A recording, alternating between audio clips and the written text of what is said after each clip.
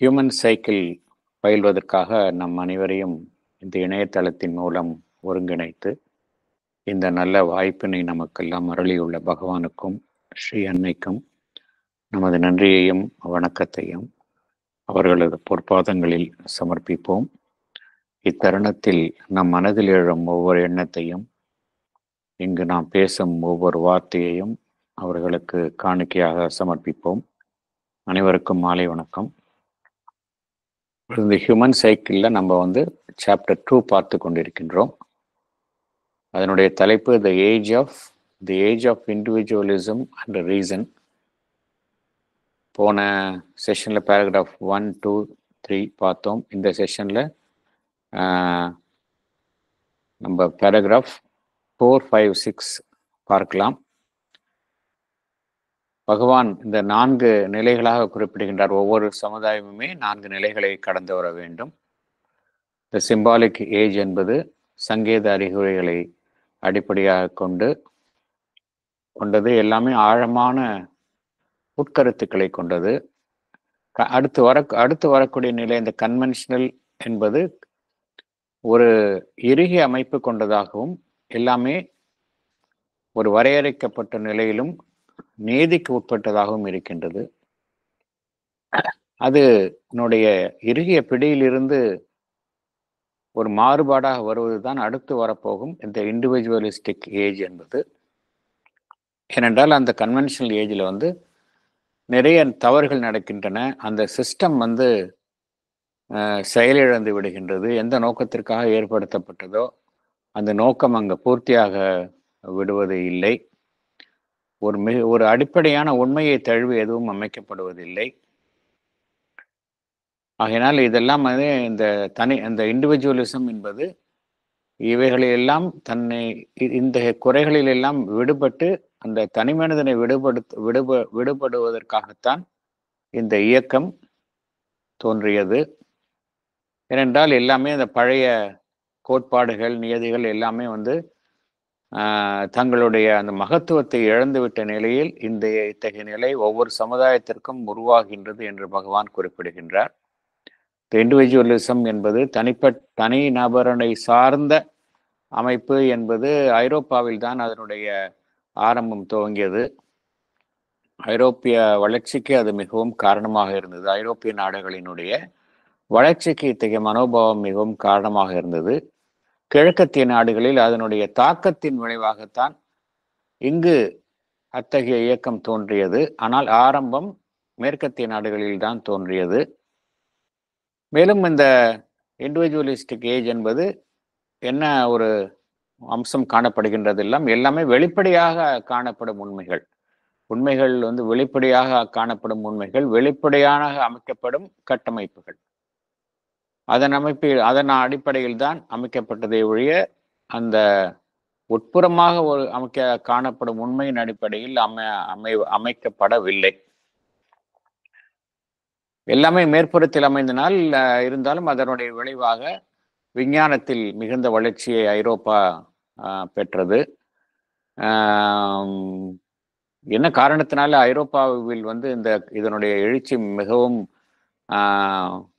மிகவும் தீவிரமாக இருந்தது என்றால், அங்கு அந்த மத சம்பந்தப்பட்ட அமைப்புகள், அந்த சர்ச் அதை சார்ந்த அமைப்புகள், இயக்கங்கள், மத குருமார்கள், இவர்களுடைய ஆளுமை, இவர்களுடைய தலையீடு, இவர்களுடைய ஒரு ஆதிக்கம் மேலோங்கி காணப்பட்டதால், இவையெல்லாம் தனிமனிதனை அழுத்தியதால் இதற்கு எதிராக தனிமனிதனுடைய எழுச்சியாகத்தான் அங்கு இத்தகைய இயக்கங்கள் தோன்றின.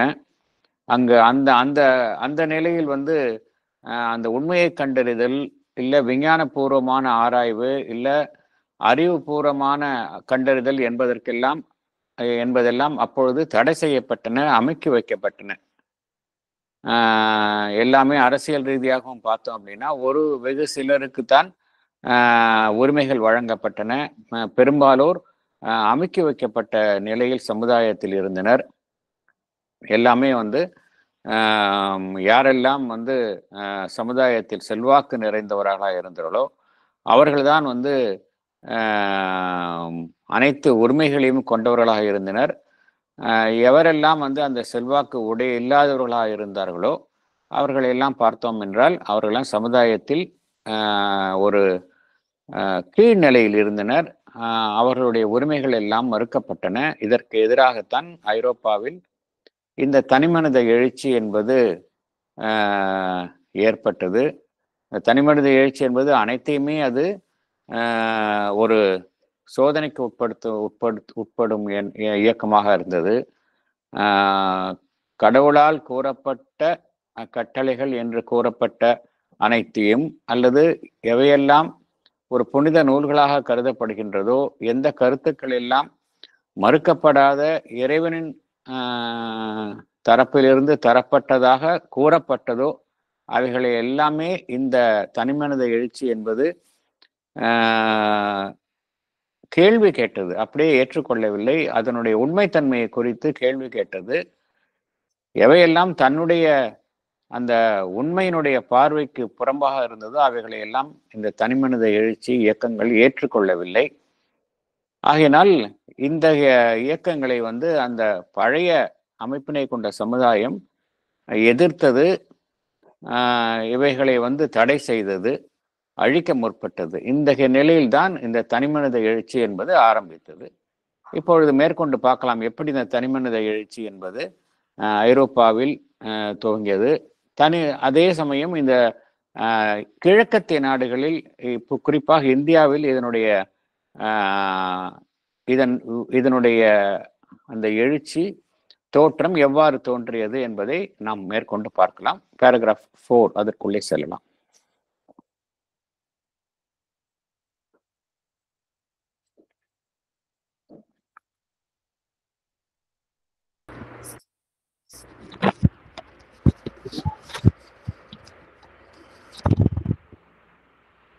The Human Cycle, Chapter 2, The Age of Individualism and Reason.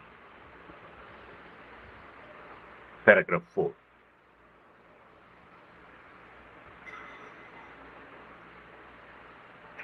But why, what individual faculty or standard shall the innovator find out his new foundation or establish his new measures? Evidently, it will depend upon the available enlightenment of the time and the possible forms of knowledge to which he has access. At first, it was in religion, a personal illumination supported in the West by the theological, in the East by a philosophical reasoning. In society and politics, it started with a crude, primitive perception of natural right and justice, which took its origin from the exasperation of suffering or from an awkward, awakened sense of general oppression. Wrong, injustice, and the indefensibility of the existing order when brought to any other test than that of privileged and established convention. Thank you. Thank you. Explanation. The salient points. Can I read, sir? Yes, please. Salient points. The innovative individual establishes his new measures based on the knowledge available at that time to which he has access. In the West, theological reasoning formed the basis. In the East, philosophical reasoning formed the basis. In society and politics, it was based on the crude perception of natural right and justice amidst the general oppression, wrong, and injustice. Thank you, sir. Thank you. ஒரு மரபுகளை கொண்ட சமுதாயத்திலிருந்து ஒரு தனிமனித இயக்கம் எழுச்சி ஏற்படுகின்றது என்றால் ஏதாவது ஒரு அடிப்படையில் தான் அந்த இயக்கமும்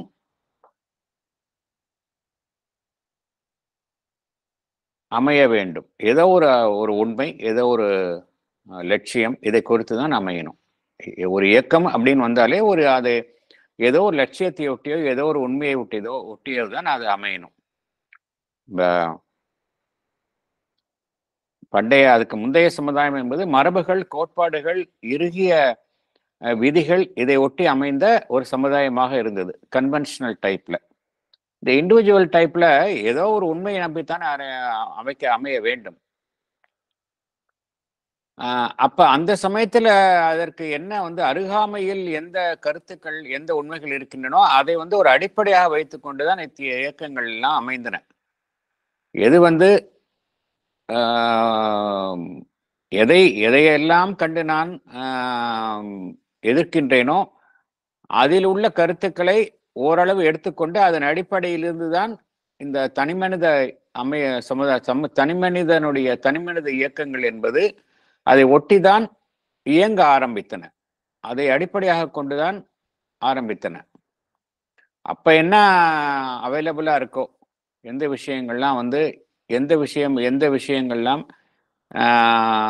அறிவுக்கு எட்டியதாக இருக்கின்றதோ அதை அடிப்படையாக கொண்டுதான் இந்த இயக்கங்கள்லாம் அப்பொழுது தனிமனித இயக்கங்களும் ஆரம்பித்தன.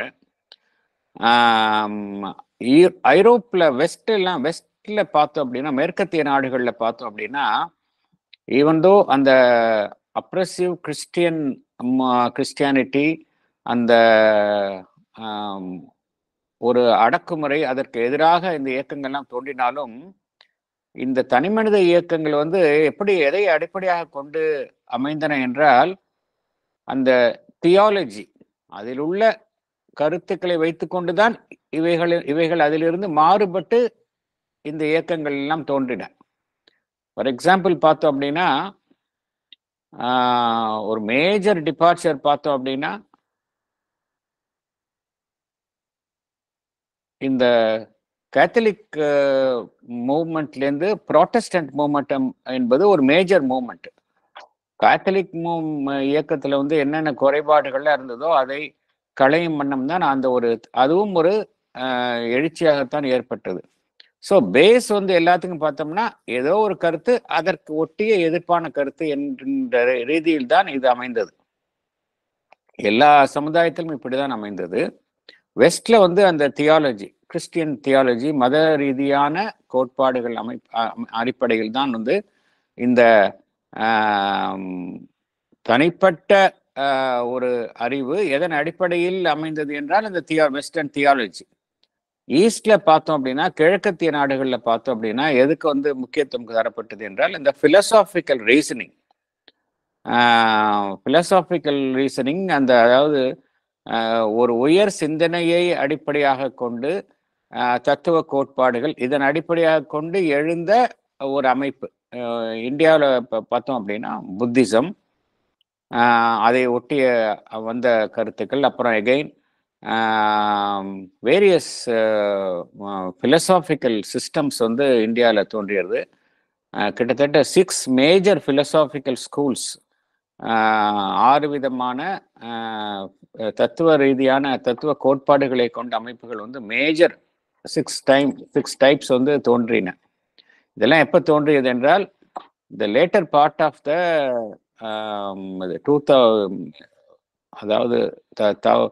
500 AD-லேருந்து தான் எல்லாமே தோன்ற ஆரம்பித்தன. 500 AD, அப்புறம் 1000 AD, இந்த ரீதியில் எல்லாமே தோன்றியன. இது எப்படின்னா தனிப்பட்ட ரீதியில் இவ்வாறு ஆரம்பித்தன. சொசைட்டின்னு எடுத்துக்கிட்டோம் அப்படின்னா, பாலிட்டிக்ஸ்ன்னு எடுத்துக்கிட்டோம் அப்படின்னா, அங்கே எது ஒரு டிரைவிங் ஃபேக்டர், ஒரு டிரைவிங் ஃபேக்டராக இருந்தது அப்படின்னா, ஏன்னா அப்போ மேலோங்கி காணப்படுவது என்ன அப்படின்னா இந்த ஒடுக்குமுறை, அப்ரெஷன் ரொம்ப மேலோங்கி காணப்பட்டதுனால the natural right and justice, நியாயம், உரிமைகள், இதுதான் பொலிட்டிக்கல் ரீதியாக, எக்கனாமிக்கல் ரீதியாகவும் அதன் அடிப்படையில் தான் இந்த எழுச்சி அமைந்தது. ஏனென்றால் இப்போ அந்த நிலையில வந்து ஒரு ஒரு ஒரு ஜென்ரல் அப்ரேஷன் இருந்தது. அதனால இந்த இந்த இதுக்கெல்லாம் வந்து அப்போது இருந்த அமைப்பு வந்து தீர்வை வழங்க முடியல. என்ன காரணத்தினால இந்த அநியாயம், அநீதி இழைக்கப்படுகின்றது, அடக்குமுறை ஏற்படுகின்றது. இதற்கெல்லாம் வந்து தீர்வை வந்து அப்போது இருந்த அந்த மரபு சார்ந்த சமுதாயம் வந்து அதற்கான தீர்வை வழங்க முடியாத நிலையில சமுதாயம் இந்த பொலிட்டிக்கல் ரீதியாக எப்படி ஏற்பட்டது என்றால், இதற்கு உரிமைகளை மீட்டெழுதல், நியாயத்தை பெறுதல் என்கின்ற அடிப்படையில் தான் இந்த அமைப்புகள்லாம் அமைந்தன.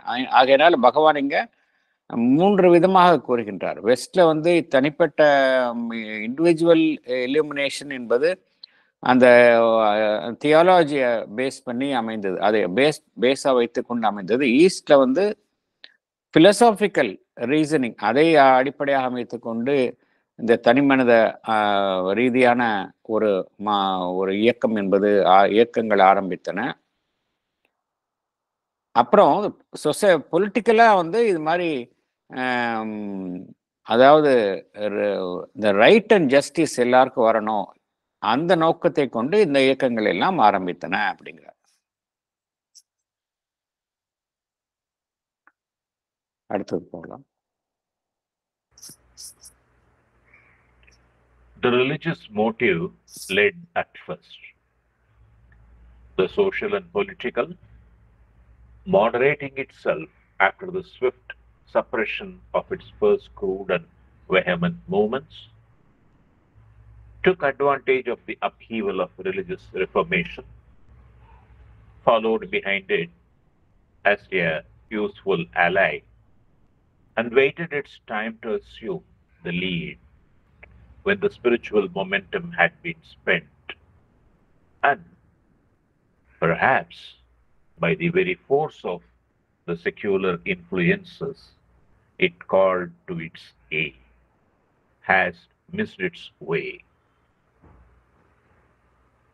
The moment of religious freedom in Europe took its stand first on a limited, then on an absolute right of the individual experience, and illumined reason to determine the true sense of inspired scripture and the true Christian ritual and order of the church. The vehemence of its claim was measured by the vehemence of its revolt from the usurpations,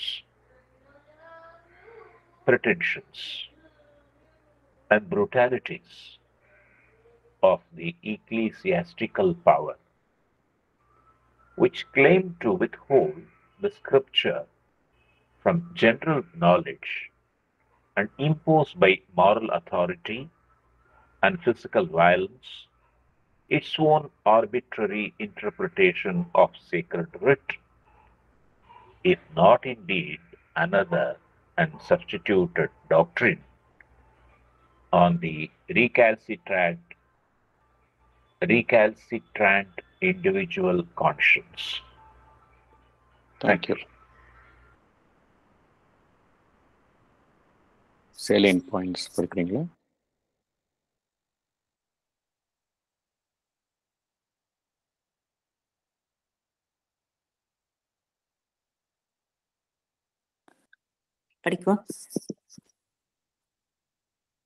The religious motive, with its religious reforms, led at first, and when its spiritual momentum had been spent, social and political motives took the lead. In Europe, religious freedom stood on the absolute right of the individual experience and reason to determine the true sense of inspired scripture and Christian ritual. There was a vehement revolt against the brutalities of the church power, which withheld the scripture from general knowledge and imposed its own arbitrary interpretation of the sacred text on the unwilling individual by moral authority and physical violence. Thank you. Thank you. பகவானுக்கு வந்து என்ன ஒரு பகவானினுடைய எழுத்துக்களை படிக்கும் பொழுது நமக்கு ஒரு பெரிய ஒரு வசதி என்ன அப்படின்னா, ஒரு கம்ஃபர்ட் என்னன்னா, பகவானுக்கு வந்து ஐரோப்பாவை பற்றியும் ரொம்ப நல்லா தெரியும். ஏன்னா அவர் நெடுநாள் அங்கேயே இருந்தார். அங்கே இருக்கிற சம்பிரதாயங்கள், மத அமைப்புகள், அங்கு நடைபெற்ற இயக்கங்களை பற்றி ரொம்ப தரவாக அவருக்கு தெரியும். ரொம்ப இன்டெப்த்தாக தெரியும். ஒரு உயர் தளத்தின் இருந்து கிடைக்கக்கூடிய பார்வையாகத்தான் எல்லாமே இருந்தது. அதே சமயம் அவருக்கு வந்து இன்டெப்த் நாலேஜ் அபவுட் அவர் ஓன் அந்த ஈஸ்ட்ல இருக்கிற எல்லா விதமான அமைப்புகள், இங்க எப்படி அந்த சொசைட்டி இவால்வ் ஆச்சு, அந்த ஏன்ஷியன்ட் வேதிக் ஏஜ்ல எப்படி இருந்தது, படிப்படியா எப்படி இவால்வ் ஆகி வந்திருக்குங்கிற தரவு நாலேஜும் உண்டு. ஸோ இது மாதிரி ஈஸ்ட்டை பற்றியும் வெஸ்ட்டை பற்றியும் ரொம்ப தரவு நாலேஜ். இதில் வந்து எதுவுமே எக்ஸாஜரேஷனோ எதுவுமே கிடையாது. தரவு நாலேஜ், அந்த நாலேஜ் ஃப்ரம் த ஹையஸ்ட் ஸ்பியர்லேருந்து நமக்கு கிடைக்குது. இதெல்லாம் வந்து ஒரு சரித்திர ரீதியாக இந்த கருத்துக்கள் இருந்தாலும், பகவான் வந்து இதை வந்து ஒரு மிக ஒரு ஆழமான பின்னணியில் தான் இவைகளை எல்லாம் பகவான் வந்து தன்னுடைய ஒரு ஒரு பரிசீலனைக்கு கொண்டு வந்து நமக்கு அதை வழங்குகின்றார். அதனால இதை விட வந்து ஒரு உலகத்தை பற்றியும் சமுதாயத்தை பற்றியும் நமக்கு நன்கு தெரிந்து கொள்ளணும் அப்படின்னா, இதை விட வந்து வேற எந்த சோர்ஸும் நமக்கு இருக்க முடியாது. மற்ற எல்லா சோர்ஸ்லையும் பார்த்தோம் அப்படின்னா, ஃபார் எக்ஸாம்பிள் ஒரு வெஸ்டர்ன் சோர்ஸ்லேருந்து வருது அப்படின்னா, அதில் ஒரு பயஸ் இருக்கும். ஏன்னா அவங்கள சார்ந்த ஒரு பயஸ் இருக்கும். இல்லை, ட்ரூத் நம்மளுக்கு கிடைக்காது. எகெயின் ஈஸ்ட்லேருந்து அதில் கிழக்கத்திய நாடுகள், அதில் வரக்கூடிய கருத்துக்கள், அதை ஒட்டி வரக்கூடிய கருத்துக்களை பார்த்தோம்னா, அதில் வந்து ஒரு சார்புடைமை பயஸ் இருக்கும். ஆனால் பகவானுடைய கருத்துக்கள் வந்து பார்த்தோன்னா பயஸே இருக்காது. எது ட்ரூத்தோ அது அப்படியே சொல்லும். அதுதான் ஒரு பெரிய அட்வான்டேஜ் பகவானுடைய கருத்துக்களை நம்மளுக்கு படிக்கும் பொழுது. இதை பகவான் என்ன கோருகின்றார், அந்த கன்வென்ஷனல் டைப்லேருந்து அடுத்த டைப் போகிறப்ப எந்த மோட்டிவ் வந்து என்னதான் அந்த ஒரு அடக்குமுறை அப்ரஷனுக்கு எதிராக இந்த இயக்கங்கள்லாம் தனிமனித உரிமைகளை மீட்டெடுத்தல் என்கின்ற ரீதியில் இந்த இயக்கங்கள்லாம் துவங்கினாலும், எது வந்து அடிப்படை நோக்கமாக இருந்ததுன்னா ரிலிஜியஸ் மோட்டிவ் தான். எஸ்பெஷலி இன் யூரோப், ஈவன் நம்ம இந்தியாவிலும் எடுத்துக்கிட்டோம் அப்படின்னா, இந்த புத்திஸ்ட் இயக்கமே என்ன கூறுவார்கள் என்றால், புத்திஸ்ட் இயக்கம் வந்து புத்திஸ்ட் மூமெண்ட் வந்து அப்ப இருந்த சமுதாயத்தில் இருந்த அந்த ஒரு அப்ரெஷன், ஒரு wrong portrayal of the truth, அதற்கெல்லாம் வந்து ஒரு கான்ட்ரரி மூவ்மெண்டா தோன்றியது தான் புத்திசம் மூவ்மெண்ட்னு சொல்லுவாங்க. Later on it has been modified by subsequent philosophical systems. It was modified. அதில் இருக்கிற டிஃபெக்ட் எல்லாம் மாடிஃபை பண்ணாங்க. சப்சிக்வெண்ட் பிலசாபிக்கல் சிஸ்டம்ஸ், ஆச்சாரியாஸ், இவங்கெல்லாம் வந்து அதை மாடிஃபை பண்ணாங்க. பட் எகெயின் அது ஏன் தோன்றியது என்றால், அந்த காலகட்டத்தில் இருந்த ஒரு அப்ரெசிவ் ஒரு ஸ்டேஜ் தான் என்று கூறுவார்கள். ஸோ அதனால தான் ரிலீஜியஸ் மோட்டிவ் தான் ஃபர்ஸ்டா இருந்தது. அதுக்கப்புறம் தான் யூரோப்பில் பார்த்தோம் அப்படின்னா சோசியல் அண்ட் பொலிட்டிக்கல் ஆங்கிள் இந்த இயக்கங்கள் எல்லாம் தோன்றியது. அந்த ஏன்னா அந்த சோசியல் அண்ட் பொலிட்டிக்கல் போது இந்த உரிமைகளை மீட்டெடுத்தல், நியாயம் வழங்குதல் என்ற அடிப்படையில் தான் வந்து அந்த இயக்கம் அமைந்தது. அதனால டைரக்டா அது உள்ள நுழையல. முதல்ல வந்து அந்த ரிலிஜியஸ் மோட்டிவ் தான் உள்ள நுழைஞ்சது. அதை ஒட்டி அமைந்தது தான் சோசியல் அண்ட் பொலிட்டிக்கல். அதனால தான் பகவான் என்ன கூறுகின்றார், moderating itself after the swift suppression of its first crude and vehement moments. ஏன்னா அந்த ஒரு பெரிய அப்பீவல் வந்தது யூரோப்ல, ரிலிஜியஸ் ரிஃபர்மேஷன், மத ரீதியான ஒரு சீரமைப்பு என்கின்ற ரீதியில பார்த்தோம் அப்படின்னா ஒரு பெரிய எழுச்சி வந்து ஐரோப்பாவில் தோன்றியது. கேத்தலிக்ஸ் மூமெண்ட்டுக்கு, கேத்தலிக் எதிராக வந்து அந்த புரோட்டஸ்டன்டினிசம் என்கின்ற ஒரு எழுச்சி ஏற்பட்டது. அப்புறம் நிறைய அதில் வந்து மாடிஃபிகேஷன்ஸ் வந்தது. எல்லாமே பார்த்தோம் அப்படின்னா அந்த ஏர்லியர் சிஸ்டத்தில் இருக்கக்கூடிய குறைபாடுகள், அந்த suppression of truth, misinterpretation of truth of the sacred text, இதற்கு எதிராக தோன்றியவை தான். இதை ஒட்டி அமைந்தது தான் அந்த சோசியல் அண்ட் பொலிட்டிக்கல் ரிஃபார்ம்ஸ் எல்லாமே. என்ன காரணம் அப்படின்னா, பகவான் என்ன கூறுகின்றார், அப்படிப்பட்ட ஒரு ரிலிஜியஸ் மூவ்மெண்ட்டை தான் எல்லாம் தோன்றியது. பட் காலப்போக்கில் என்ன ஆச்சு அப்படின்னா, அதனுடைய ஸ்பிரிச்சுவல் மொமெண்டம் அது வந்து மறைந்து விட்டது. ஸ்பிரிச்சுவல் மொமெண்டம் மறைந்த ஒரு ஸ்பிரிச்சுவல் மொமெண்டம் என்கின்ற ரீதியில் தான் இந்த இயக்கங்கள்லாம் ஆரம்பித்தது. மத ரீதியான அமைப்புகள் எல்லாம் பார்த்தோம் அப்படின்னா, அப்புறம் அந்த ஸ்பிரிச்சுவல் மொமெண்டம் வந்து மறைந்துவிட்டு மத சார்பின்மையான ஒரு சக்திகளினுடைய ஒரு செல்வாக்கு மிகுந்தது. மத சார்பற்ற சக்திகளினுடைய செல்வாக்கு அது வந்து இந்த மத சீரமைப்பு என்கின்ற ஒரு கருத்தினை ஒட்டி அமைந்த இயக்கமாக இருந்தது. அதுவும் செயல்படாம போன பின்னர் தான் வந்து இந்த பொலிட்டிக்கல் அண்ட் எக்கனாமிக் அந்த அமைப்புகள் வந்து மேலோங்கின. அதுதான் அந்த ஆர்டரை சொல்றார் பகவான். ஃபர்ஸ்ட் வந்து ரிலீஜியஸ் மூவ்மெண்டா இருந்தது, அப்புறம் அதுல உள்ள ஸ்பிரிச்சுவல் மோட்டிவ் போன பிறகு செக்குலர் மோட்டிவ் வந்தது. அதுவும் வந்து அதனுடைய when it fails to serve its purpose, the social and political motive வந்து டாமினேட் பண்ணிடுச்சு அந்த இயக்கங்களை. அதுதான் மேலோங்கி காணப்பட்டது அப்படிங்கிறார். இந்த ரிலிஜியஸ் ஃப்ரீடம் அப்படிங்கிற யூரோப்பில் எப்படி ஆரம்பித்தது என்றால், ஒரு ஒரு ஒரு குறுகிய அளவில் தான் ஆரம்பித்தது. ஒரு தனிமனிதனுடைய அனுபவம், தனிமனிதனுடைய அறிவை ஒட்டிய ஒரு இயக்கம். அறிவை ஒட்டிய இயக்கம் எதை நோக்கி இருந்தால், அந்த எவையெல்லாம் ஒரு புனித நூல்களாக கருதினார்களோ, அந்த ஹோலி ஸ்கிரிப்சர், அதே போல எவைகள்லாம் அந்த கிறிஸ்துவ வழிபாட்டு முறைகளாக கருதினார்களோ, அந்த சர்ச் அதனுடைய ஒரு மரபுகளாக கருதினார்களோ, அதற்கு பின்னால் உள்ள உண்மையை கண்டறியும் விதமாகத்தான் அந்த தனிமனித எழுச்சி என்பது ஆரம்பித்தது. தனிமனிதனுடைய உரிமை எப்படின்னா, இதெல்லாம் நம்ம பண்றோம், இதுக்கு பின்னாலே உண்மையிலேயே என்ன உண்மை இருக்கின்றது, அதை நாம் கண்டறிய வேண்டும் என்கின்ற ரீதியில் தான் தனிமனிதனுடைய அந்த எழுச்சி என்பது இத்தகைய அமைப்புகளுக்கு எதிராக ஆரம்பித்தது. ஏன்னா அந்த பகவான் என்ன கூறுகின்றார், அந்த காலகட்டத்தில் வந்து ஐரோப்பாவில் வந்து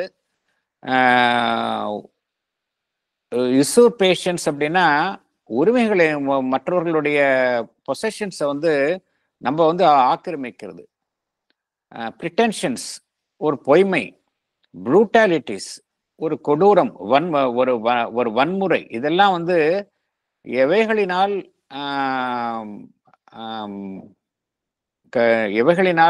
இவைகள் எல்லாமே வந்து செயல் புரிந்தன என்றால், எவைகளின் மூலம் செயல் புரிந்தன என்றால், இந்த சர்ச் அதை ஒட்டிய அமைப்புகள், எக்லிசியாஸ்டிக்கல் பவர் என்றால் அந்த சர்ச் அதை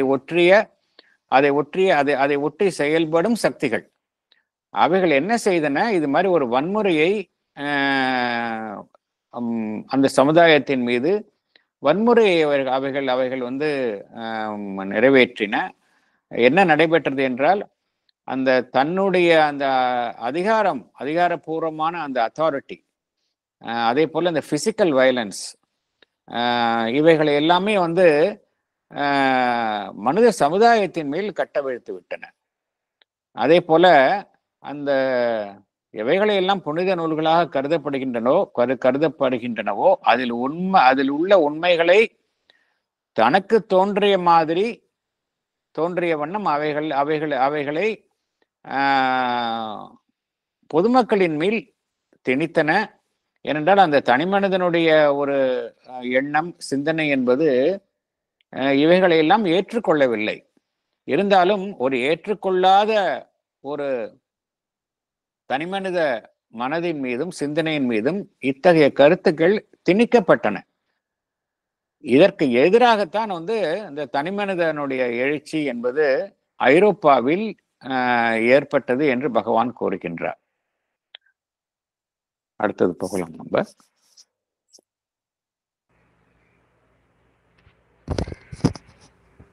In its more tepid and moderate forms, the revolt engendered such compromises as the Episcopalian churches at a higher degree of fervor, Calvinistic Puritanism, at white heat, a riot of individual religious judgment and imagination in such sects as the Anabaptist, Independent, Socinian, and countless others. In the East, such a movement divorced from all political or any strongly iconoclastic social significance would have produced simply a series of religious reformers, illumined saints, new bodies of belief with their appropriate cultural and social practice. In the West, atheism and secularism were its inevitable and predestined goal. At first, questioning the conventional forms of religion, the mediation of the priesthood between God and the soul, and the substitution of papal authority for the authority of the scripture, it could not fail to go forward and question the scripture itself. And then all supernaturalism, religious belief, or suprarational truth, no less than outward creed and institute. Thank you, sir. படிக்கட்டுமாங்க sir? Yes madam. Various moderate to severe movements of revolts against the oppressive authority of Orthodox Church and the associated groups began to arise in the West. In the East, such a movement took place, but without any political or social significance and without any strong opposition to the established belief system. A series of religious reformers, illumined saints, came with their appropriate social practice. On the other hand, atheism and secularism were the predestined goal of the church. In the West, conventional forms of religion, the intermediary role of the priest, superiority of pope over the scripture were questioned. Going further, the scripture itself was questioned. All supernaturalism, suprarational truth, outward institutions were questioned. Thank you, sir. Thank you. இதில் பகவான் கூறக்கூடிய இதெல்லாம் வந்து various moments, reformist moments இந்த Christianity இந்த Europe. நிறைய moment ஆரம்பத்தில் வந்தது வந்து பார்த்தோம் அப்படின்னா ப்ராட்டஸ்டன்ட் மூமெண்ட். அதில் அதை ஒட்டி அமைந்த இது எல்லாமே என்னன்னா, அதை யாருடைய அத்தாரிட்டியை ஃபாலோ பண்ணுறது. யாருடைய அத்தாரிட்டிங்கிறதுல சில பேர் சொன்னாங்க அந்த ஹோலி டெக்ஸ்ட்டு, இல்லை அந்த சர்ச்சு, அதில் உள்ள நிர்வாகிகள் அவங்களுடைய அத்தாரிட்டி, இல்லை பைபிளுடைய அத்தாரிட்டி. இது மாதிரி வேரியஸ் ரிஃபார்ம்ஸ் யாரை ஃபாலோ பண்ணுறது அப்படிங்கிறதுல அந்த அத்தாரிட்டி எதனால இந்த இயக்கங்கள்லாம் தோன்றியது அப்படின்னா, நம்ம ஏற்கனவே பார்த்த மாதிரி இந்த ப்ரீவியஸ் ஸ்டேஜில் வந்து அந்த சர்ச், அதை ஒட்டி அமைப்புகள் என்கின்ற பெயரில் ஒரு வன்முறையையும் ஒரு புனித நூல்களில் உள்ள காணப்படும் கருத்துக்களை வந்து அவர்களுக்கு தோன்றிய மாதிரியும் கூறி அதன் மூலம் மக்களை வந்து ஒரு தங்களுடைய கருத்துக்களை வந்து அவர்கள் மீது திணித்தார்கள். ஏற்றுக்கொள்ளாதவர்களை வந்து தண்டித்தார்கள். ஸோ இதற்கெல்லாம் வந்து ஒரு ரிஃபார்ம்ஸ், ஒரு ஒரு ஒரு சீர்திருத்தம் செய்யக்கூடிய முறையில் தான் வந்து ஐரோப்பாவில் வந்து நிறைய மூமெண்ட்ஸ் வந்து அந்த தோன்றியது. அதுல வந்து ஒரு மூமெண்ட் ஒரு மூமெண்ட் தான் எபிஸ்கோபாலியன் அப்படிங்கிறது, சர்ச்சஸ் அப்படிங்கிறது பழைய ரோமன் கேத்தலிக் அந்த இதுல இருந்து மாறுபட்டது. அது வந்து ரொம்ப மாடரேட் ரிவோல்ட்டை வந்து கொஞ்சம் மாடிஃபை இது பண்ணவனா இது கொஞ்சம் அதுலேருந்து மாறுபட்ட ரீதியில இது பண்ணலாம் அப்படிங்கிற நிறைய அதில் இப்போ உள்ள போனோம்னா அது ரொம்ப டீப்பாக இருக்கும். அந்த பழைய மரபுகள்லேருந்து மாறுபட்ட மரபுகள் இது முதல் நிலை. அதற்கு அடுத்த நிலையில பார்த்தோம் அப்படின்னா கால்வினிஸ்டிக் பியூரிட்டானிசம் அப்படிங்கிற ஒரு இயக்கம் தோன்றியது. அது இன்னும் இதோட கொஞ்சம் சீரிய முறையில் சீர்திருத்தங்கள்லாம். அப்புறம் வந்து தனிப்பட்ட ரீதியில பார்த்தோம் அப்படின்னா சில செக்ட்ஸ், சில குறிப்பிட்ட ஒரு குறுகிய நிலையில் இருக்கக்கூடிய செக்ட்ஸ் இதெல்லாம் தோன்றியது. அனபாப்டிஸ்ட், இண்டிபெண்ட். இந்த அனபாப்டிஸ்ட் அப்படிங்கிறது ஒரு உதாரணத்துக்கு சொல்லலாம். அனபாப்டிஸ்ட்னா என்ன அர்த்தம் அப்படின்னா, யூஸ்வலா அவங்க என்ன சொல்றாங்க அப்படின்னா, நீங்க குழந்தைகளை வந்து பேப்டிசம் பண்றீங்க, அது குழந்தையா இருக்கும்போது பேப்டிசம் பண்றீங்க, அதனால வந்து baptism பண்ணிட்டாலே he becomes he belongs to the church or the Christianity. அது மாதிரி பண்ணக்கூடாது. அந்த குழந்தை வந்து குழந்தைய பண்ணினால் கூட திருப்பி அடல்ட் ஆன பிறகு இன்னொரு தடவை நீங்க பண்ணணும். You have to seek his consent. உண்மையிலேயே இந்த மதத்தில் இருக்க விரும்புறானா அப்படிங்கிற கன்சென்ட் கேட்டுட்டு பண்ணணும். அதுதான் வந்து அந்த அனபாப்டிஸ்ட் அப்படிங்கிறது.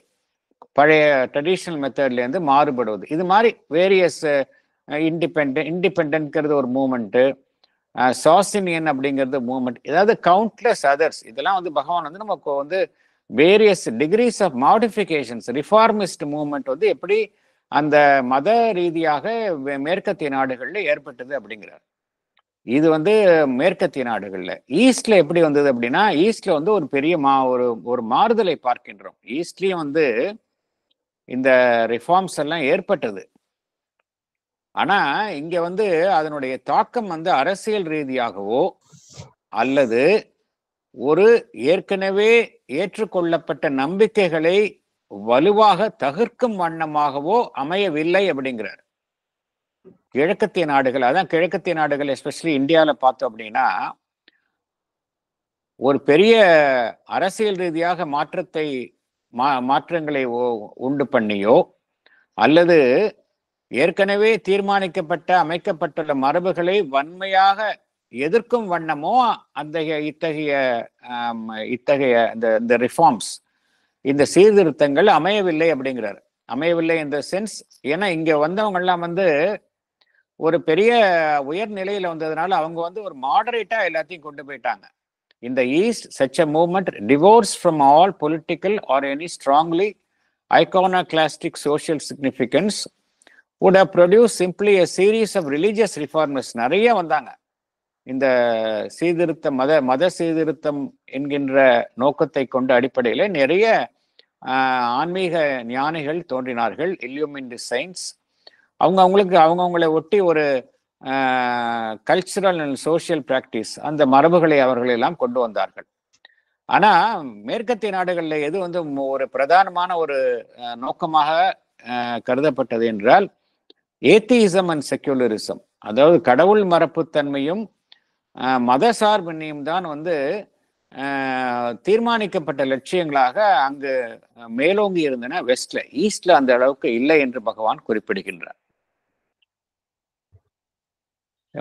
எவைகளையெல்லாம் எதிர்த்து மேற்கத்திய நாடுகளில் தோன்றியதனை என்றால் அந்த கன்வென்ஷனல் ஃபார்ம் ஆஃப் ரிலிஜன், இவைகளெல்லாம் தன்னுடைய பரிசோதனைக்கு ஏற்றுக்கொள்ளவில்லை, கேள்விகளுக்கு உட்படுத்தின. அதே போல இந்த மத குருமார்களினுடைய ஒரு இடைப்பட்ட தலையீடு, அவர்கள் வந்து எவ்வாறு தங்களை வெளிப்படுத்தி கொண்டார்கள் என்றால், தான் கடவுளுக்கும் மனிதனுக்கும் இடையில் இருக்கக்கூடிய ஒரு இடைப்பட்ட அமைப்பாக தங்களை அவர்கள் காட்டிக்கொண்டார்கள். இதை வந்து இதெல்லாம் இந்த இயக்கங்கள் எல்லாம் வந்து எதிர்த்தன. அதே போல அந்த authority of Pope, papal authority for the authority of the ஸ்கிரிப்சருடைய அத்தாரிட்டிக்கு பதிலாக எது இங்கு மேலோங்கி காணப்பட்டது என்றால் அந்த போப்புனுடைய அத்தாரிட்டி. இதெல்லாம் இந்த இயக்கத்தினுடைய இறுதி விளைவாக என்ன இந்த ரீதியாக துவக்கப்பட்ட இயக்கங்கள் எல்லாம் இறுதியில் எங்க போய் முடிந்தன என்றால், எவைகளை அது புனித நூல்களாக கருதியதோ அந்த புனித நூலையே இந்த இயக்கங்கள் தங்களுடைய கேள்விக்கும் சந்தேகத்திற்கும் உட்படுத்தின. எவையெல்லாம் இயல்புக்கு மாறாக இருக்கின்றதோ, சூப்பர் நேச்சுரலிசம், மத ரீதியான நம்பிக்கைகள், அறிவுக்கு புறம்பான உண்மைகள், இவைகளை எல்லாம் எதிர்த்தன அப்படிங்கிறார். ஸோ இதான் வித்தியாசம். இந்தியாவில் தோன்றிய இயக்கங்களுக்கும் மேற்கத்திய நாடுகளில் அவுட்ரைட்டா அதனுடைய இயக்கம் அது எதனுடைய இலக்கு எதுவாக இருந்தது என்றால் அந்த ஏத்திசம் அண்ட் செக்குலரிசம் என்பதுதான் அது அவுட்ரைட்டா இருந்தது. ஆனால் ரொம்ப தீவிரமா அந்த இயக்கம் வெஸ்ட்ல தோன்றியது. ஈஸ்ட்ல அதனோட ஒரு மாடரேட்டிங் லெவல்ல தான் இங்கே கிழக்கத்திய நாடுகள்ல எஸ்பெஷலி இந்தியாவில் இந்த சீர்திருத்தம் என்பது தோன்றியது அப்படிங்கிறார்.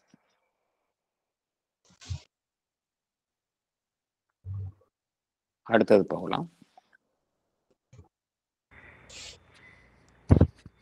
Paragraph 5.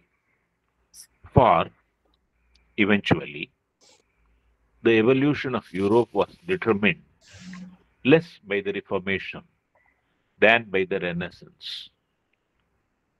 It flowered by the vigorous return of the ancient Greco-Roman mentality of the one rather than by the Hebraic and religio-ethical temperament of the other.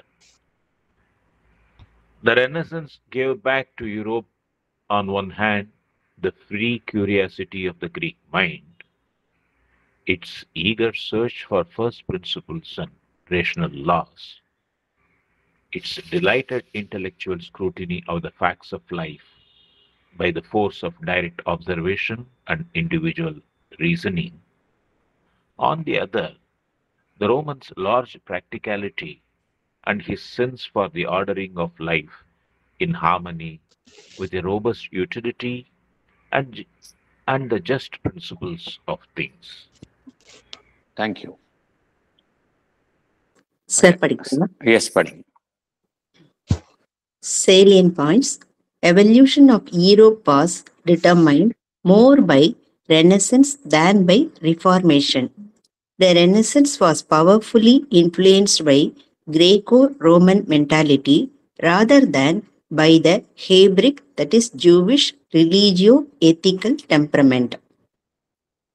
Renaissance gave back to Europe its free curiosity, its search for rational laws, its intellectual scrutiny of the Greek mind.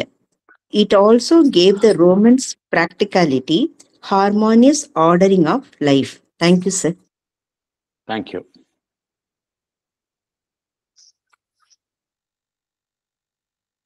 For example, the Abrahamic religions அப்படின்னு சொல்லுவாங்க. Abrahamic religions அப்படிங்கிறது 3 major religion. கிட்டத்தட்ட பார்த்தோம்னா அது west Asia, Israel, அப்புறம் மெசபடோமியா என்று அந்த காலத்தில் அழைக்கப்பட்டுள்ள இந்த ஈராக், இதை ஒட்டி அமைந்துள்ள தோன்றியுள்ள மதங்கள். எது ஏப்ரஹாமிக் ரிலிஜன்ஸ் அப்படின்னா, ஒன்று ஜுடையிசம், ஜூஸ் உன்னுடைய ரிலிஜன், 2வது கிறிஸ்டியானிட்டி, 3வது இஸ்லாம். இது 3மே ஏப்ரஹாமிக் ரிலிஜன்ஸ் என்று மதங்கள் என்று கூறுவார்கள். எஸ்பெஷலி யூரோப்ல பார்த்தோம் அப்படின்னா, யூரோப்ல எந்த இயக்கம் யூரோப்பினுடைய அந்த பரிணாம வளர்ச்சியில மேலோங்கி காணப்பட்டது என்றால் இந்த மறுமலர்ச்சி, ரினேசன்ஸ் என்பதுதான். எல்லாத்திலையும் புதிய பார்வை. அது ரினேசன்ஸ்னா என்ன அர்த்தம் அப்படின்னா, பழைய விஷயங்களையே புதிய நோக்கில் பார்ப்பது, அது புதிய மறுமலர்ச்சி, அதுதான் ரினேசன்ஸ். ரீஃபார்மேஷன் என்பது இருக்கிற விஷயத்தை நம்ம சரி செய்வது. ரினேசன்ஸ் என்பது முற்றிலும் புதிய பார்வையில், புதிய வெளிச்சத்தில் பார்ப்பது. அந்த புதிய ரெனேசன்ஸ் ஆர்ட்னே சொல்லுவாங்க. யூரோப்ல வரக்கூடிய ஆர்ட்டுகள், ரெனேசன்ஸ் ஆர்ட் எல்லாமே ஸ்கல்ப்சர். அந்த ரெனேசன்ஸ், பீரியட் ஆஃப் ரெனேசன்ஸ் என்பது ஐரோப்பாவில் ஒரு முக்கியமான காலகட்டமாக இருந்தது. அது என்ன காரணத்தினால அப்படி இருந்தது அப்படின்னா, என்ன காரணத்தினால இந்த ரெனேசன்ஸ் மறுமலர்ச்சி ஐரோப்பாவில் வந்தது என்றால், அந்த ஈவன் ஐரோப்பாவினுடைய எல்லா வாழ்வினுடைய கட்டமைப்புகள் எல்லாத்திலும் எது மேலோங்கி அந்த மிடிவல் ஏஜஸ்ல காணப்பட்டது என்றால் Greco Roman mentality. Greece and Rome இதை அடிப்படையாக கொண்ட, ஏன்னா நிறைய கிரீக்குக்கும் பார்த்தீங்கன்னா நிறைய அதில் உள்ள கிரீக் காட்ஸ் நிறைய பேர் இருக்கிறார், நிறைய காணப்படுவார்கள், கூறப்படுகின்றார்கள். இந்த கிரீக் அண்ட் ரோமன் அதனுடைய இன்ஃப்ளூயன்ஸ் வந்து ஐரோப்பாவில் வந்து ரொம்ப அதிகமாக இருந்தது. அந்த இன்ஃப்ளூயன்ஸ் வந்து மேலோங்கி இருந்தது. ஏன்னா அந்த உங்களுக்கு வந்து ஆரம்ப காலகட்டத்தில் எது மேலோங்கி இருந்தது அப்படின்னா, அந்த அந்த அந்த ஜுடாயிசம், ஜூஸினுடைய அந்த மத மதனுடைய தாக்கம் வந்து அதிகமா இருந்தது. அதான் ஹிப்ரேக் என்று பகவான் கூறுகின்றார். ஹிப்ரேக்கினுடைய அந்த அந்த ஹிப்ரேக் என்று கூறக்கூடிய ஜுடாயிசம் அதனுடைய அடிப்படையில எது பார்த்தோம் அப்படின்னா, அது வந்து அங்க வந்து எதற்கு அதிக முக்கியத்துவம் தரப்பட்டது என்றால், மத ரீதியான தார்மீக ரீதியான ஒரு அமைப்புகளுக்கு அங்க முக்கியத்துவம் தரப்பட்டது. ஆனா அந்த கிரேக்கோ ரோமன் அமைப்புகள்ல எதுக்கு முக்கியத்துவம் தரப்பட்டது என்றால், அதுக்கு வந்து அந்த மறுமலர்ச்சி, ரெனேசன்ஸ். அதனாலதான் யூரோப்ல வந்து எதனுடைய டாமினன்ஸ்னா வந்து கிரேக்கோ ரோமன் மென்டாலிட்டி தான் வந்து லேட்டர் பீரியட்ல டாமினேட் பண்ண ஆரம்பிச்சது. அதன் அடிப்படையில் கட்டிடக்கலைகள், ஆர்ட்ஸ் எல்லாமே வந்து அதன் அடிப்படையில் தான் அமைந்தன. அது வந்து இந்த ரெண்டு பகவான் வந்து இந்த கிரீக் மைண்டுக்கும் ரோமன் மைண்டுக்கும் இடையில் உள்ள வித்தியாசத்தை சொல்றாரு. ஏன்னா பகவான் வந்து இது ரெண்டு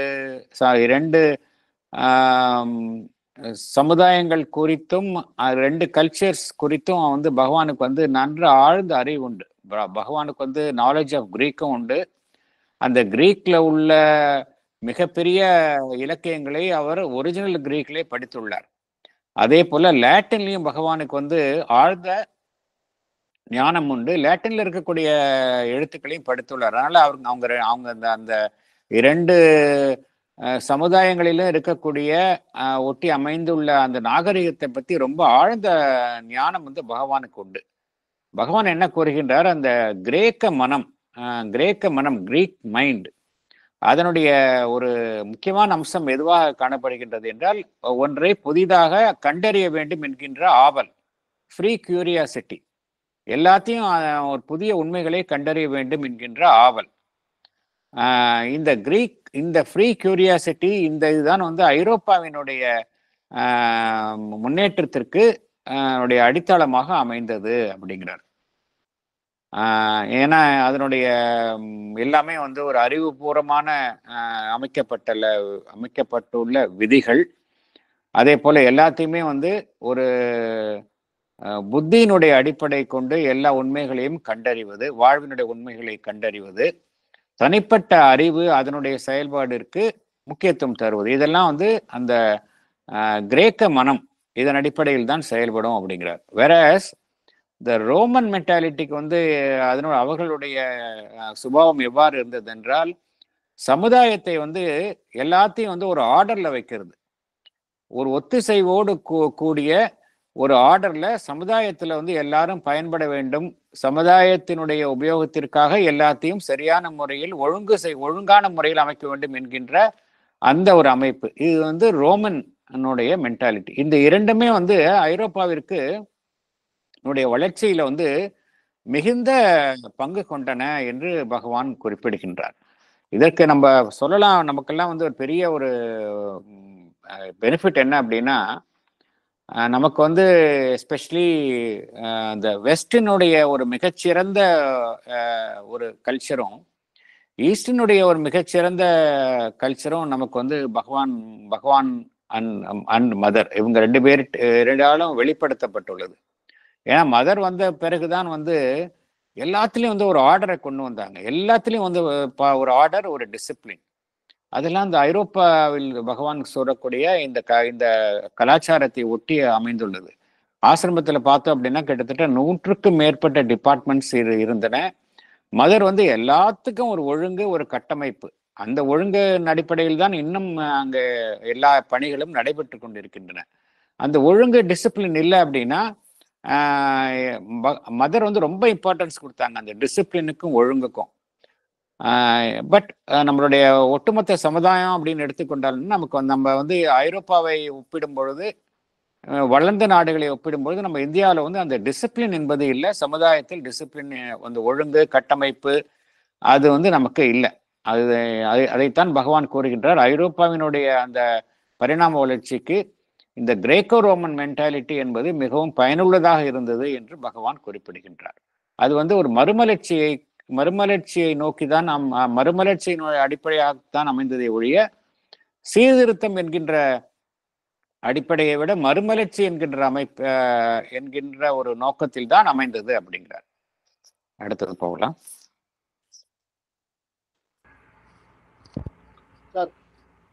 எஸ் எஸ் ஜஸ்ட் டிட்பிட்ஸ் மாதிரி தான், ரொம்ப பெரிய சிக்னிஃபிகன்ஸ் உள்ள விஷயங்கள ரெண்டு விஷயம். அதாவது ஒன்று, இந்த ரினேசன்ஸ்ங்கிறது வந்து நம்ம ஹிஸ்டரி புக்ஸ்லாம் ரினயசன்ஸ், RENAISSASSANCE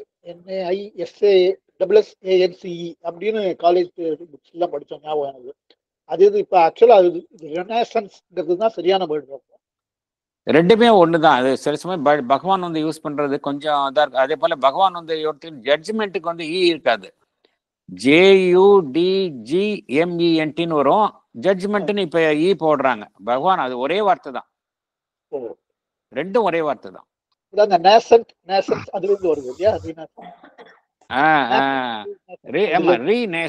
ரேசன்ட் அப்படிங்கிறது, நேசன்ட் அப்படின்னா ஒரு உறங்கிய நிலையில் இருப்பது, அதை விழித்தெழுத செய்தல் அப்படிங்கிறது ரீநேசன்ட்.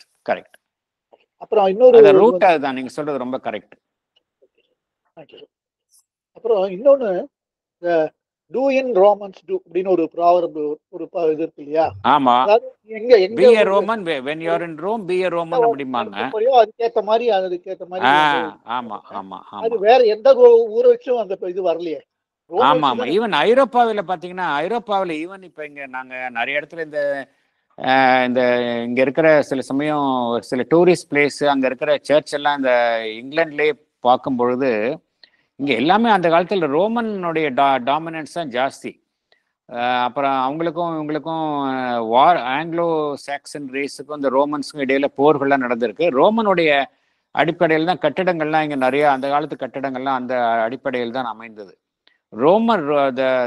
ரோமன் எம்பையர் தான் வந்து ஐரோப்பாவில் வந்து ரொம்ப தழைத்து இருந்த காலம். எஸ்பெஷலி அந்த ஏர்லி பார்ட் ஆஃப் த பீரியட்ல, ரொம்ப ஏர்லி பார்ட்ல ரோமன் எம்பையர் தான் ரொம்ப தழைத்து இருந்தது. அப்புறம் தான் தனித்தனியான அமைப்புகள்லாம் வந்தது. ரோமன் எம்பையர் தான் வந்து ஐரோப்பாவில் வந்து ரொம்ப மேலோங்கிய ஒரு சாம்ராஜ்யமாக இருந்தது. அதனாலதான் அதை ஒட்டி தான் எல்லாமே அமைந்திருக்கும். கம்யூனிட்டி ஆர்டரா இருந்ததுனால அது வந்து எக்ஸாம்பிளரியா இருந்தது. ஆமா ஆமா ஆமா. அதாவது அதை ஒட்டி இந்த ப்ராவர்ப் வந்திருக்கும் போல இருக்கு.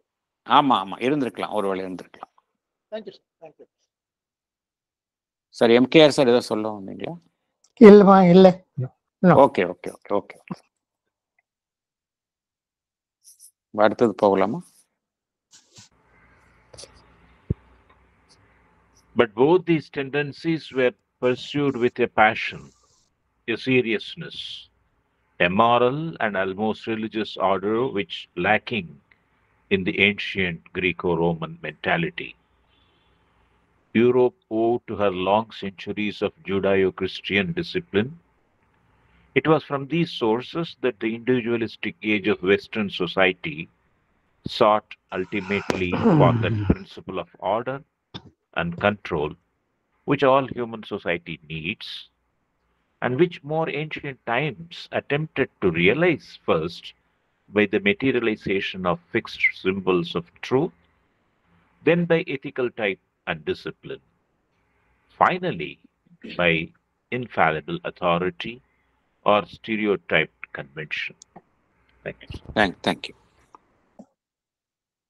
Salient points. Shall I read? Yes, sir. Please. Both these tendencies were practiced with passion and religiosity in Europe, which made possible her long centuries of Judeo-Christian discipline. The individualistic age of Western society derived its principle of order and control from these sources, which the ancient times attempted to realize first by the fixed symbols of truth, then by ethical discipline, finally by stereotyped convention. Thank you. Thank you sir, thank you. அதாவது ரெண்டு tendencies, இந்த கிரீக்கினுடைய அந்த search for truth, intellectual pursuits, free reasoning, இதுவும் ஐரோப்பாவில் வந்து மேலோங்கி வந்தது. அப்புறம் ரோமன்ஸனுடைய அந்த ஒழுங்கு, ஆர்டர், ஹார்மனி, சமுதாயத்தில் வந்து ஒரு ஒழுங்கை அமைப்பது, இந்த ரெண்டு டெண்டன்சியும் வந்து ரொம்ப விகரஸாக வந்து ஐரோப்பாவில் வந்து கடைபிடித்தார்கள், ரொம்ப சீரியஸாக கடைபிடித்தார்கள்.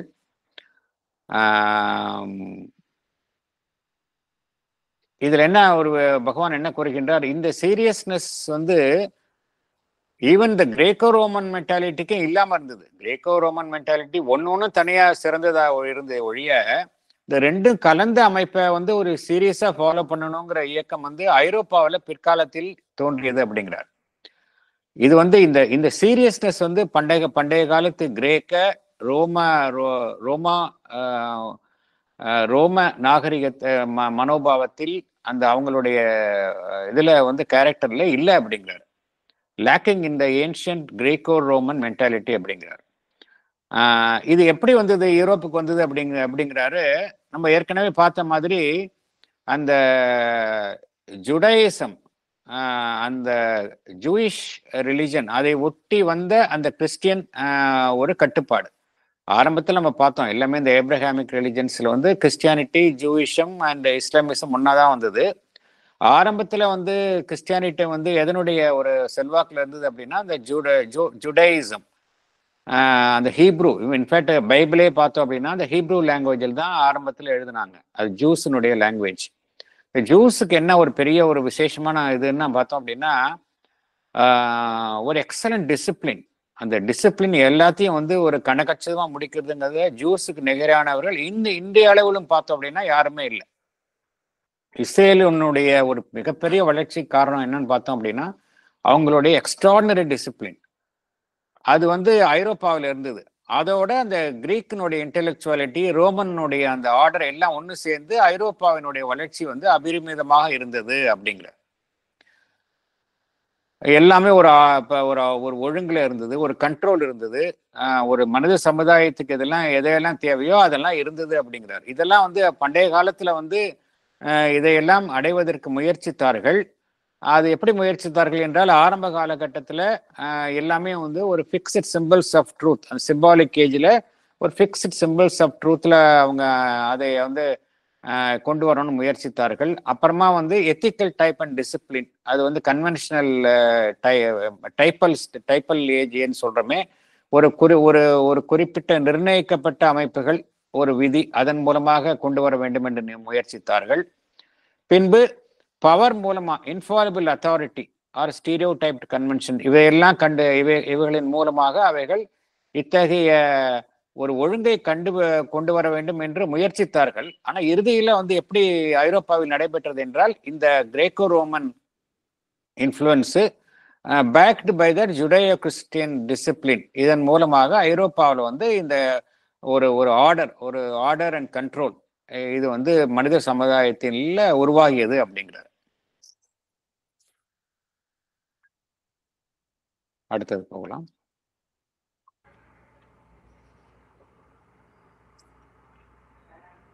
Paragraph 6. Manifestly, the unrestrained use of individual illumination or judgment without either any outer standard or any generally recognizable source of truth is a perilous experiment for our imperfect race.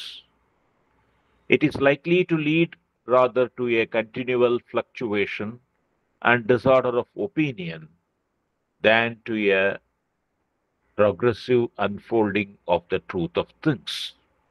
No less, the pursuit of social justice through the stark assertion of individual rights or class interests and desires must be a source of continual struggle and revolution, and may end in an exaggerated assertion of the will in each to live his own life and to satisfy his own ideas and desires, which will produce a serious malaise or a radical trouble in the social body. Thank you. படிக்கட்டுமா sir? Yes, madam. Salient features. The unrestrained use of individual judgment without any generally recognizable source of truth is a dangerous experiment for the human race. It will lead to a continual fluctuation and disorder of opinion than to a progressive unfolding of the truth of things. The pursuit of social justice through assertion of individual rights must be a source of repeated struggle. In the end, it may lead to an exaggerated assertion of the will in each to live his own life, to satisfy his own ideas and desires, which may produce a serious trouble in the society. Thank you, sir. பகவான் வந்து இதோட அடுத்த நிலைக்கு நம்ம கொண்டு போறாரு. Sorry, இப்படிலாம் இருந்தது கரெக்ட். ஆனா இந்த தனிப்பட்ட இண்டிவிஜுவலிஸ்டிக் ஏஜ்ல என்ன நடைபெறுகின்றது? தனி மனிதனுடைய ஒரு கட்டுமீறிய செயல்பாடு வந்து அனுமதிக்கலாமா?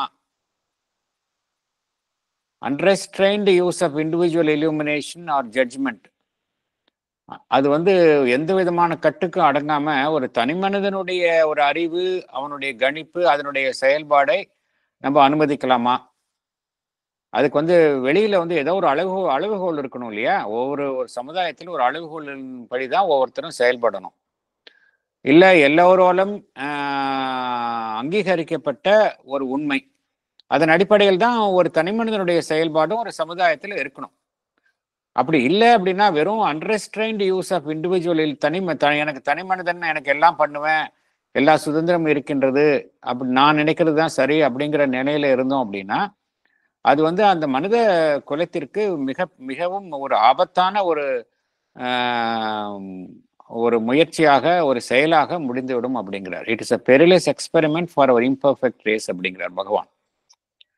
அது வந்து எதில் கொண்டு முடியும் அப்படின்னா,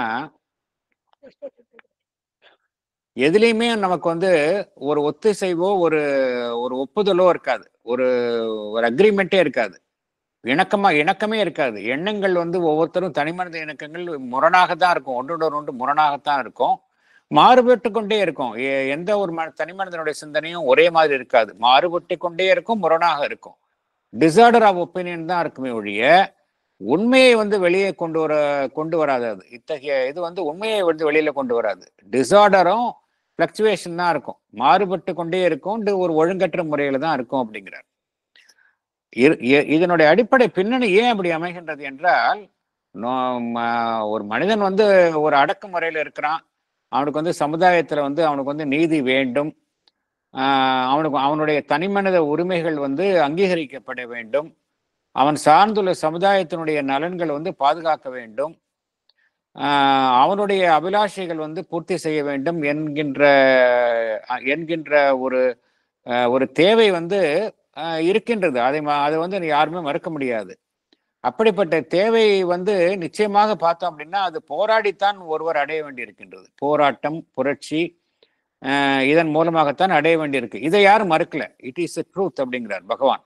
ஆனா இது இறுதியில எங்க கொண்டு முடியும் அப்படின்னா, தனி மனிதனுடைய உரிமைகளை மீட்டெழுதல் என்கின்ற நிலையிலிருந்து அது தாண்டி தனி மனிதன உரிமைகளை ஒரு எல்லைக்கு மீறி இங்கு செயல்படுத்துதல் என்கின்ற நிலைக்கு ஒரு எக்ஸாஜரேட்டட் அசெஷன் ஆஃப் தி இண்டிவிஜுவலில், என் இஷ்டத்துக்கு தான் என் வாழ்க்கையை வாழ்வேன், என்னுடைய எண்ணங்களை தான் வந்து நான் திருப்திப்படுத்துவேன், என்னுடைய ஆசைகள் தான் இங்க நான் முன்னிறுத்தி செயல்படுவேன் என்கின்ற ஒரு மிகைப்படுத்தப்பட்டுள்ள தனிமனித போக்கு என்பது சமுதாயத்தில் உருவாகும் அப்படிங்கிறார் பகவான். இதை நம்ம பார்க்குறோம் நிறைய சொசைட்டிஸ்ல, எஸ்பெஷலி நம்ம இந்தியாவிலே பார்க்குறோம், வெஸ்டர்ன் சொசைட்டியும் பார்க்குறோம். இண்டிவிஜுவலிசம் என்கின்ற பேர்ல அவங்கவுங்க, எஸ்பெஷலி இந்த யங்கர் ஜெனரேஷன் பார்த்தோம் அப்படின்னா தே ஆர் பீங் மிஸ்கைடட் அந்த எல்லா சமுதாயத்திலையும் பார்க்குறோம். தனிமனித சுதந்திரம் என்கின்ற பேரில் ஒரு தனி மனிதன் வந்து தவறாக வழிநடத்தப்படுகின்றான். அவனுடைய நோக்கங்கள் ஆசைகளை பூர்த்தி செய்யும் வண்ணம் சமுதாயத்தினுடைய பொது நலனுக்கு எதிராக செயல்படுகின்றான். இது வந்து இந்த போக்கு வந்து இன்னைக்கு உலகத்துல எல்லா சமுதாயத்திலும் காணப்படுகின்றது. இது எதனால அப்படின்னா இதுதான் காரணம் அப்படிங்கிறார் பகவான். நோ டவுட் அதனுடைய ஆரம்பத்துல அதனுடைய மோட்டிவ் வந்து என்னன்னா டு அசெட் ஒன்ஸ் ரைட்ஸ், அவனுடைய to secure one's rights and welfare. But அது வந்து இறுதியில வந்து என்ன ஆயிடுது அப்படின்னா மிகைப்படுத்தப்படுகின்றது. இதுதான் வந்து சமுதாயத்தில் நடைபெறுகின்றது என்று பகவான் கூறுகின்றார். It will produce a so serious malaise and a radical trouble in the social body அப்படிங்கிற. இப்போ பார்க்கணும் எவ்வளவோ இப்போ அமெரிக்காவில் பார்க்குறோம் எவ்வளோ பேர் வந்து அந்த துப்பாக்கி எடுத்துக்கிட்டு சுடுறது, ரொம்ப ஒரு ஒரு ஒரு ஸ்ட்ரேஞ்ச் ஐடியாஸ், அதன்படி சமுதாயத்தில் வந்து தீமைகளை உண்டு செய்வது, இதெல்லாம் நம்ம பார்க்குறோம். இதுக்கெல்லாம் ஆரம்ப காலம் அதோடைய தோற்றுவாய் என்னன்னு பார்த்தோம் அப்படின்னா தனிமனித உரிமைகளை மீட்டெடு. பட் அது வந்து காலப்போக்கில் ஜெனரேஷன்ஸ் டவுன் த லைன் மிகைப்படுத்தப்படுகின்றது அப்படிங்கிறது. அடுத்தது போகலாம். Therefore, on every individualistic age of mankind, there is imperative the search for two supreme desiderata. It must find a general standard of truth to which the individual judgment of all will be inwardly compelled to subscribe without physical constraint or imposition of irrational authority. And it must reach to some principle of social order which shall be equally founded on a universally recognizable truth of things. An order is needed that will put a rein on desire and interest by providing at least some intellectual and moral test which these two powerful and dangerous forces must satisfy before they can feel justified in asserting their claims on life. Speculative and scientific reason for their means, the pursuit of a practicable social justice and sound utility for their spirit. The progressive nations of Europe set out on their search for this light and this law. Thank you. Thank you. Salient points. Yes, sir. In every individualistic age, there are two supreme requirements. One, it must find a general standard of truth to which the individual judgment will be inwardly compelled to adhere without any external compulsion. Second, there must be a social order equally founded on a universally recognizable truth of things to put a check on desire and interest. Some intellectual and moral test must be provided to justify one's desire and interest.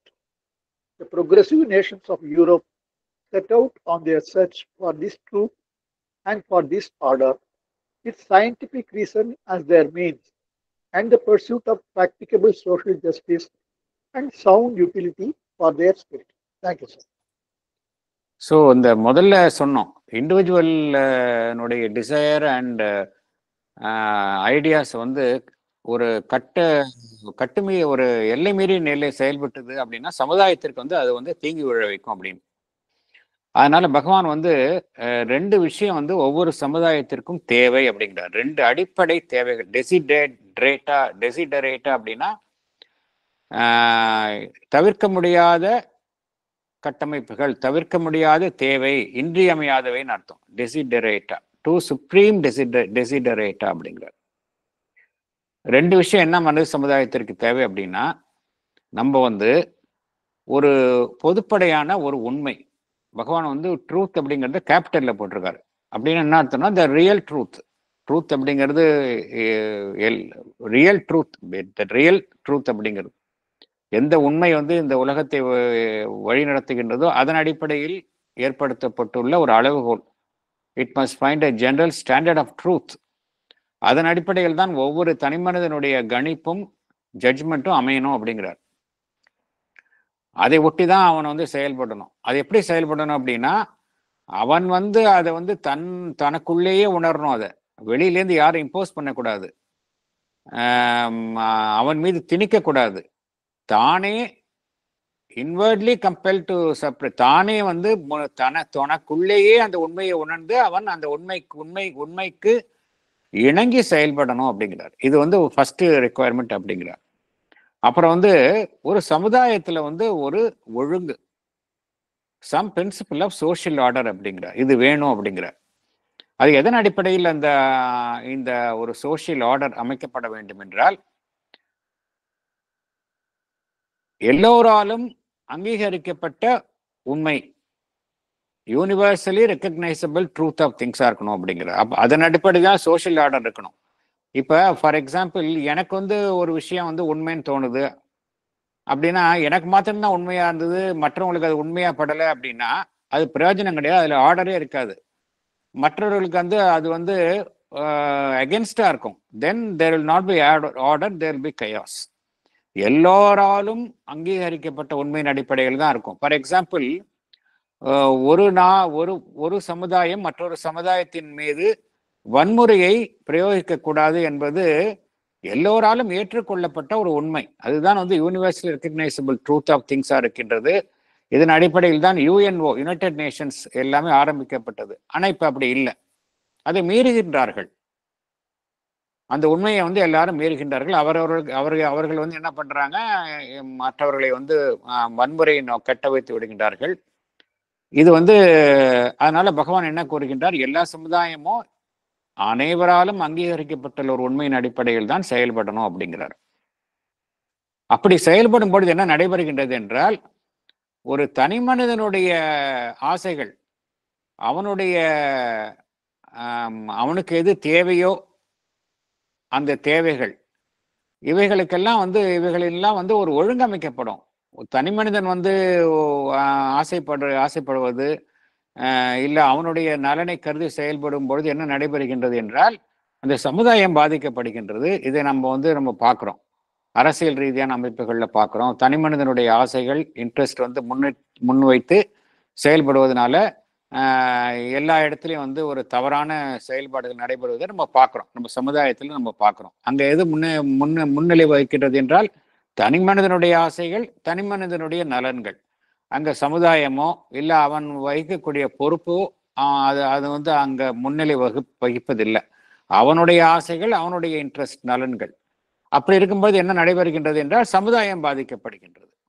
அதனாலதான் பகவான் என்ன கூறுகின்றார், அனைவராலும் அங்கீகரிக்கப்பட்டுள்ள அந்த உண்மையின் அடிப்படையில் செயல்படணும். அந்த ஆர்டர், அந்த ஒழுங்கு என்பது அந்த தனி மனிதனுடைய ஆசைகள், அவனுடைய நலன்களை வந்து ஒரு எல்லைக்குள் வைத்து ஒரு ஒழுங்கமைக்கப்பட்டுள்ள நிலையில் செயல்படுத்தும் வண்ணம் அமைய வேண்டும் அப்படிங்கிறார். அதற்கு வந்து ஒரு அறிவு சார்ந்த, தார்மீக நெறியை சார்ந்த ஒரு சோதனை, ஒரு டெஸ்ட், அதன் அடிப்படையில் தான் வந்து இதெல்லாம் அங்கீகரிக்கப்படணும் அப்படிங்கிறார். இது வந்து பகவான் இந்த தனி மனிதனுடைய ஆசையும் தனி மனிதனுடைய நலன்களும் பார்த்தோம் அப்படின்னா, பகவான் வந்து எப்படி அதை வர்ணிக்கின்றார் என்றால், மிகவும் சக்தி வாய்ந்த ஆபத்தான சக்திகள் அப்படிங்கிறார். மிகவும் வலிமையான சக்தி வாய்ந்த ஆபத்தான சக்திகள். இதை நம்ம பார்க்கிறோம். இன்னைக்கு வந்து நம்ம சமுதாயத்துல பார்க்கிறோம், உலக ரீதியாகவும் பார்க்கிறோம். அந்த காலத்துல ஹிட்லர்கிட்ட இருந்ததும் அந்த தனி மனிதனுடைய ஆசைகள், இன்ட்ரெஸ்ட் தான். எங்கெங்கெல்லாம் கொடுங்கோல் ஆட்சி காணப்படுகின்றதோ இதெல்லாம் பார்க்கிறோம். ஈவன் நவ் வெவ்வேறு சொசைட்டிஸ்ல, அரசியல் ரீதியான அமைப்புகள்ல, தனி மனிதனுடைய எல்லா அமைப்புகள்லையும் பார்க்கிறோம். தனி மனிதனுடைய டிசைர், இன்ட்ரெஸ்ட் மேலோங்கி வரும்பொழுது, கட்டுக்கடங்காமல் போகும்பொழுது அங்க வந்து மிகப்பெரிய ஆபத்துகளை உருவாக்கும் சக்திகள் தான் செயல்படுகின்றன அப்படிங்கிறத நம்ம பார்க்கிறோம். இவைகளெல்லாம் வந்து நம்ம சரிப்படுத்தணும் அப்படிங்கிறார். இந்த ரீதியில பகவான் என்ன கோருகின்றார், இந்த நோக்கத்துடன் இந்த முன்னேற்றத்தை அடிப்படையாக கொண்டு செயல்படும் ஐரோப்பிய நாடுகள் சில இந்த நோக்கத்தை செயல்படுத்தும் வண்ணம் எவைகளின் மூலமாக இந்த நோக்கத்தை செயல்படுத்த முயலுகின்றன என்றால், ஒன்று அந்த விஞ்ஞானபூர்வமான அந்த அறிவு, விஞ்ஞானத்தை அடிப்படையாக கொண்ட அறிவை வழியாக கொண்டு செயல்படுதல், scientific reason further means, இது ஒன்று. அப்புறம் ஒரு சமுதாயத்தினுடைய நீதி, அதை ஒரு கட்டமைப்போட, அதை ஒரு அடிப்படையாக கொண்டு செயல்படுதல், the pursuit of practicable social justice and sound utility for their spirit. இதெல்லாம் சமுதாயத்திற்கு பயன்படும் வண்ணம் அதனுடைய உண்மையான நோக்கங்களை நிறைவேற்றுதல். இதன் அடிப்படையில் தான் அந்த முன்னேற்றத்தை அடிப்படையாக கொண்டு செயல்படும் ஐரோப்பிய நாடுகள் தற்பொழுது செயல்பட ஆரம்பித்துள்ளன அப்படிங்கிறார். Speculative and scientific reason for their means, the pursuit of practicable social justice and sound utility for their spirit, the progressive nations of Europe set out on their search for this light and this law. இந்த உண்மையும் இந்த truth, இதன் அடிப்படையில் சமுதாயம் செயல்பட வேண்டும் என்ற ரீதியில் ஐரோப்பிய நாடுகள் இந்த ரீதியில் செயல்பட ஆரம்பித்துள்ளன, சில நாடுகள் ஆரம்பித்துள்ளன அப்படின்னு ஒரு பகவான் இண்டிகேட் பண்றார். இல்ல வேற ஏதாவது கருத்துக்கள் இருந்தா நம்ம பகிர்ந்து கொள்ளலாம்.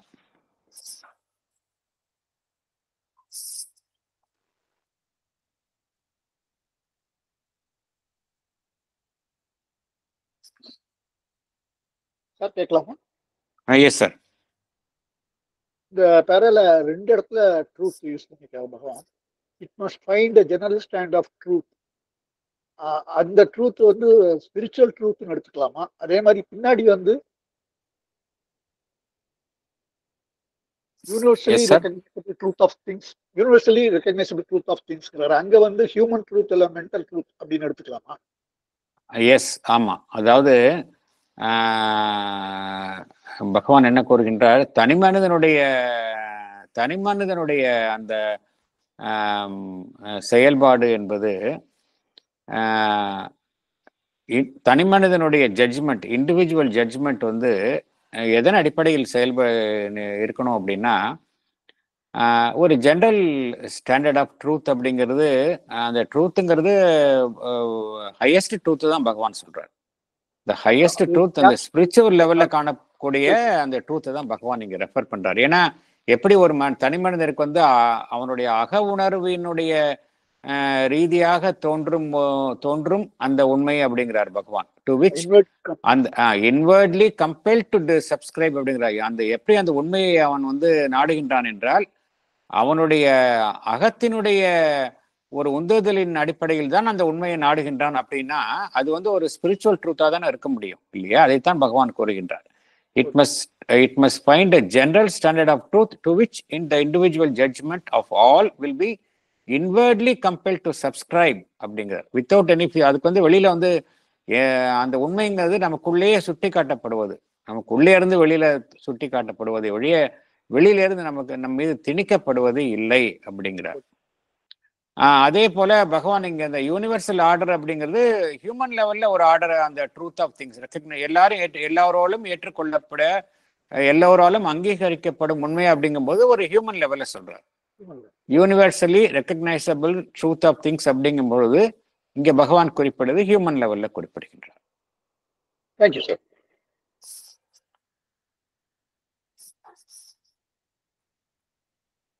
வேற எதுவும் கருத்துக்கள் இல்லை அப்படின்னா நம்ம செஷனை க்ளோஸ் பண்ணிக்கலாம்.